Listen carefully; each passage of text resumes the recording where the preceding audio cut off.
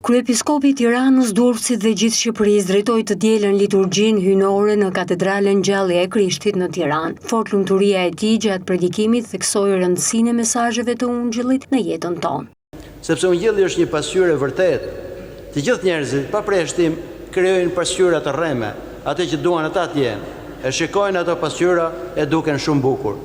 Por nëse shohimi veten në pasqyrën e Ungjillit, nuk do dalim aq të bukur. Do shikojmë që kemi shumë mangësira, mund të kemi zelira, inate, mlefe, ambicie, krenaria, boshe, gjithë shka tjetër. Prandaj duke ndalur tek Ungjilli, ne fillojmë njohim dhe veten tonë realisht. Nuk ka libër tjetër që mund të tregojë kush jemi ne realisht. Kryepiskopi Joani theksoi rëndësinë e lutjeve të së dielës në kishë për besimtarët. Nëse feja shikohet vetëm nga jashtë dhe sipërfaqshme, kthehet vetëm thjesht në disa rregulla. Dhe kishte një rregull të jashtëzakonshëm me shumë të gjatë gjëra që s'duhen bërë.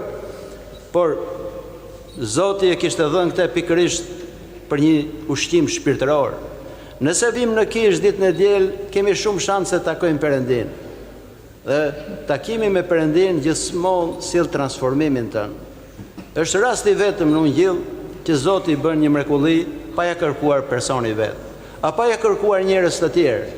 Si shembull për treguar që nëse do jemi në kishë, është shansi që Zoti të vijë dhe të na të takojë neve e të drejtojë çdo gjë që mund të jetë shtrëmbëruar tek ne.